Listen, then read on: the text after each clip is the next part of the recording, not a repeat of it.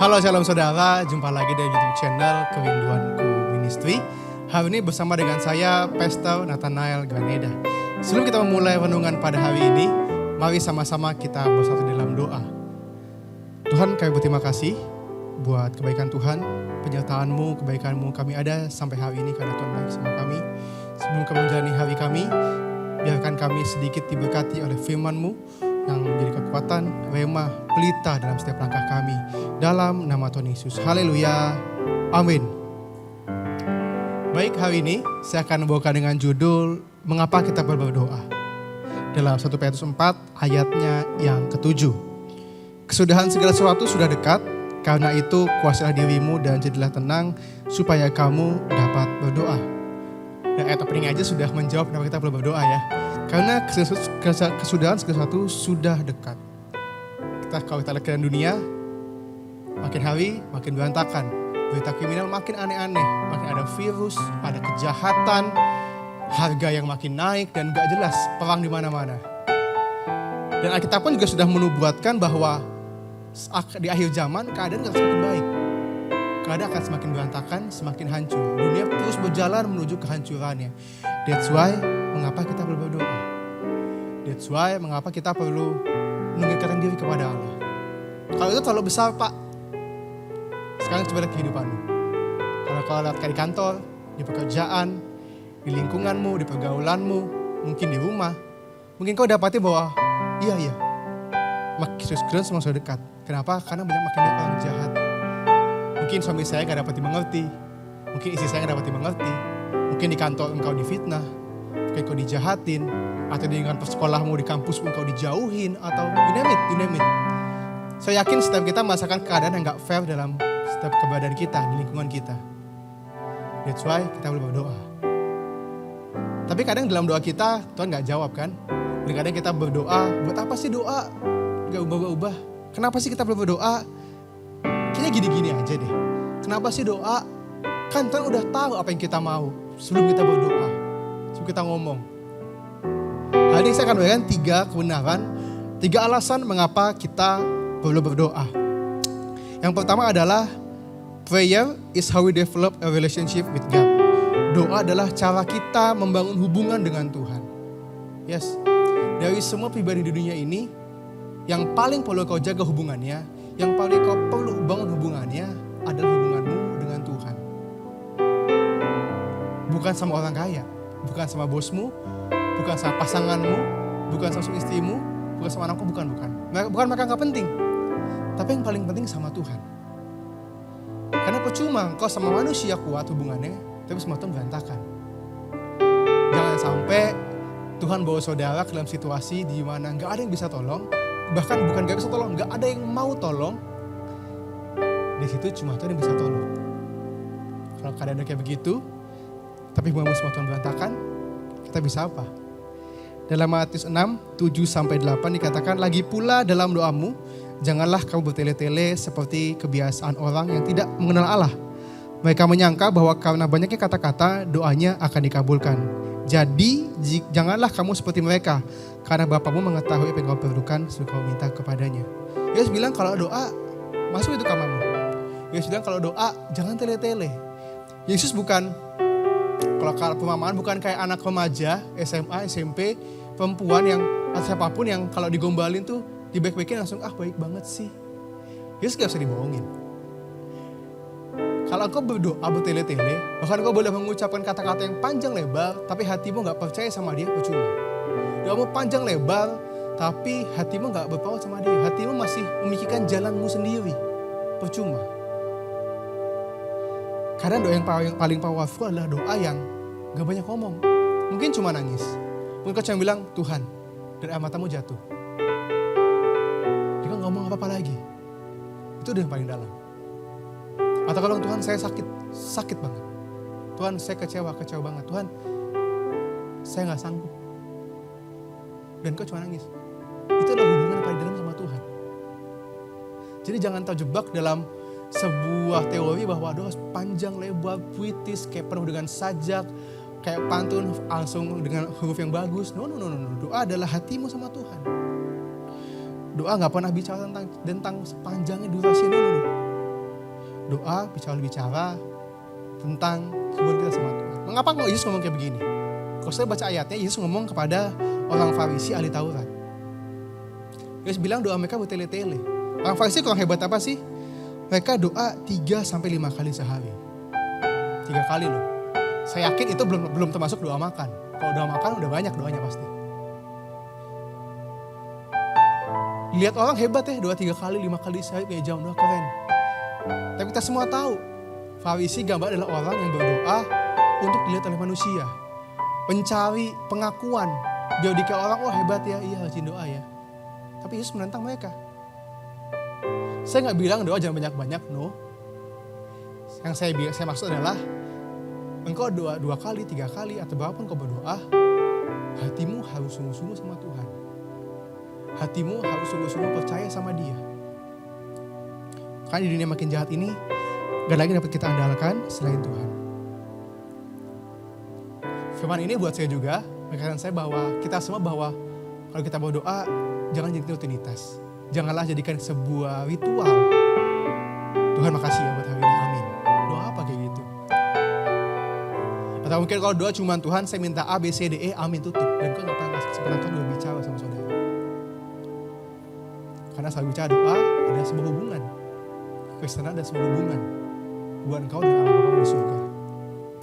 Yang alasan kedua, kenapa kita berdoa adalah some things will not happen unless we pray. Kadang ada berbagai hal yang gak kejadian sampai kita berdoa. Dalam Yakobus 4 ayat yang kedua dikatakan, kamu menginginkan sesuatu, tapi kamu tidak memperolehnya. Lalu kamu membunuh, kamu iri hati, tapi kamu tidak mencapai tujuanmu. Lalu kamu bertengkar, berkelahi, kamu tidak memperoleh apa-apa karena kamu tidak berdoa. Saya bilang dari alasan kedua ini adalah, kalau saudara lihat orang diberkatin, jangan nyinyir. Kalau saudara lihat mungkin orang yang hidupnya berantakan, gak lebih baik kepada saudara, tapi hidupnya baik-baik aja, dan celakanya mungkin yang ngenesnya adalah jawaban doanya sama, hidup dia lebih berantakan, hidupnya baik, tapi dia udah dijawab. Karena kita nggak sangat fair kan, kok gitu sih Tuhan? Kan saya gereja, kan saya pelayanan, kan saya selalu gak pernah bolong doa. Saat kita udah beres berkali-kali baca Alkitab, kok dia dijawab? Kita bilang, kamu iri hati, kamu bertengkar berkelahi. Daripada kamu berkelahi sama orang lain, daripada kamu sibuk membandingin hidup kita sama orang lain, punya iman loh kalau yang kayak gitu aja dijawab, apalagi saya. Punya iman loh kalau yang hidupnya ngaco, berantakan terima jawaban doa, apalagi saya, apalagi kita yang sungguh-sungguh mengandalkan Tuhan, yang sungguh-sungguh berpaut kepada, yang sungguh-sungguh punya hubungan yang dekat sama Dia, yang sungguh-sungguh cinta Tuhan, jaga hidup kita. Jadi adalah jangan iri sama orang, jangan sibuk lihat berkat orang, pendapatan orang, apa yang dia punya, apa yang udah dijawab. No, lihat diri kita aja, lihat kebaikan Tuhan sama hidup kita, lihat pekerjaan tangan Tuhan yang baik dalam hidup kita. Punya iman kalau udah ditolong, saya ditolong. Ada sebuah lagu bilang, berkat Tuhan mari hitunglah. Bukan berkat orang mari hitunglah. Berkat Tuhan yang dihitung, bukan berkat orang. Karena jika itu bagianmu, pasti adalah bagianmu. Berkat Tuhan gak boleh ditukar. Berkat saudara gak bisa saya ambil, berkat saya pun gak bisa saudara ambil. Yang ketiga adalah, alasan ketiga adalah, prayer shows God how desperately we want something. Doa menunjukkan kepada Tuhan bagaimana kita menginginkan sesuatu. Dalam perikop Lukas 1, ayat yang ke-7, dikatakan demikian. Yesus mengadakan suatu perumpamaan kepada mereka untuk menegaskan bahwa mereka harus selalu berdoa dengan tidak jemu-jemu. Katanya, dalam sebuah kota ada seorang hakim yang tidak takut akan Allah dan tidak menghormati siapa seorang pun. Dan di kota itu ada seorang janda yang selalu datang kepada hakim itu dan berkata, belalah aku terhadap lawanku.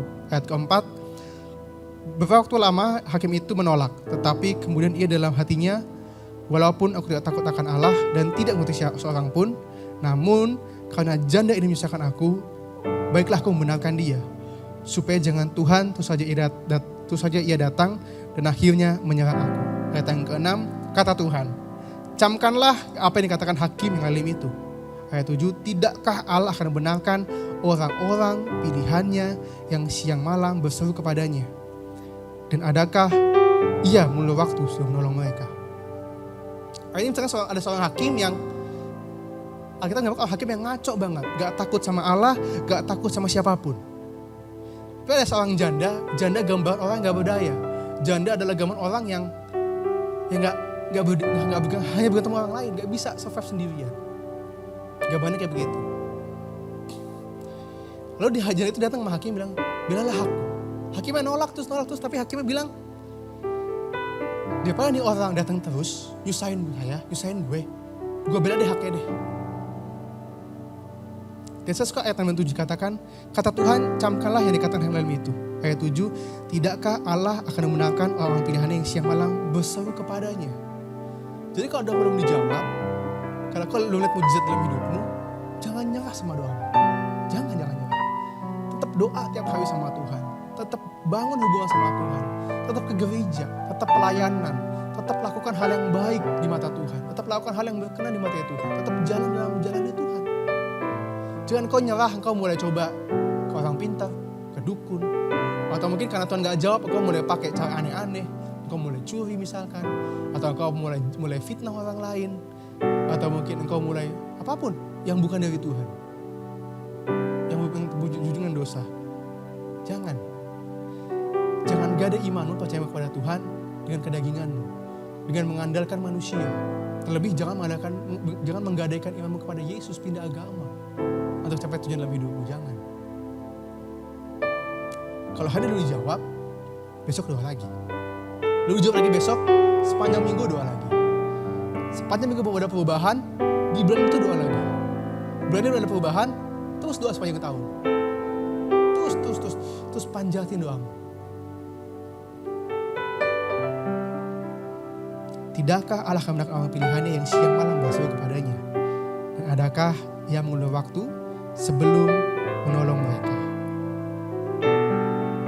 Saya renungannya menjadi berkat bagi saudara, dan saya rindu saudara dan saya punya hubungan yang dekat sama Tuhan. Jangan menyerah sama doamu, jangan menyerah sama kerinduanmu, jangan menyerah sama pergumulanmu, jangan menyerah sama keadaan. Yang punya surga, Grace in Love It. Masa sampai kita datang sama Tuhan, kita angkat pujian ini.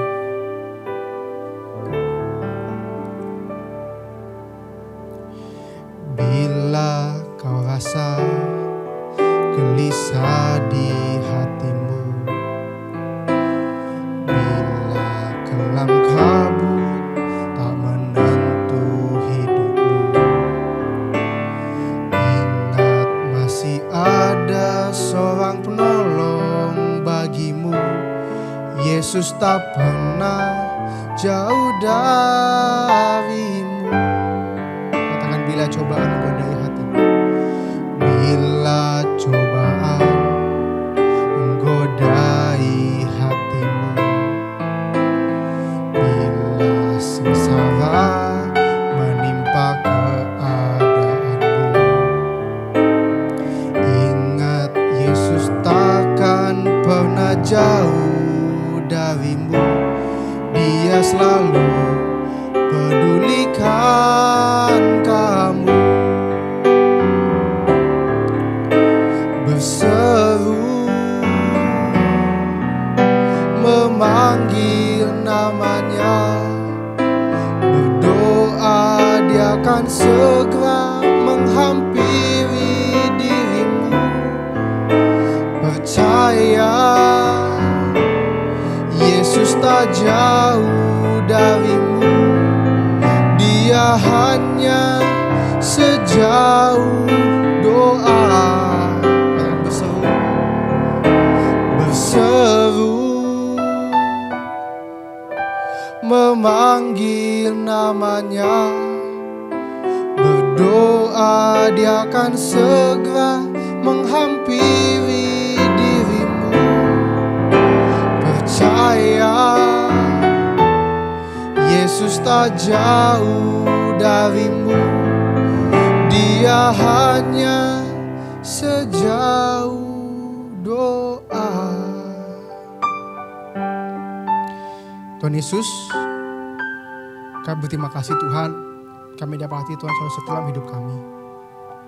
Ampuni kami kalau kami terlalu sombong dengan tidak berdoa kepada Tuhan.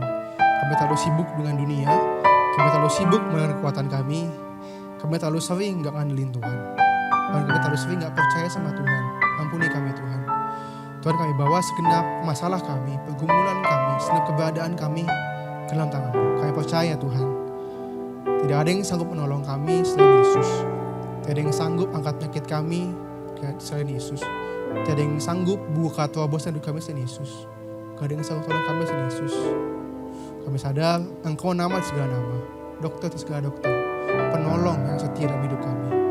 Kami percaya bersama Yesus, kemenangan akan selalu menjadi bagian dalam hidup kami.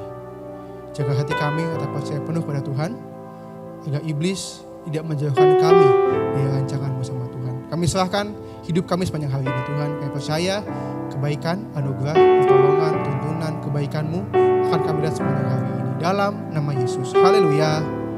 Amin. Sampai jumpa dalam episode berikutnya dalam Kerinduanku Ministry yang punya surga, Crazy Love with you. Bye-bye.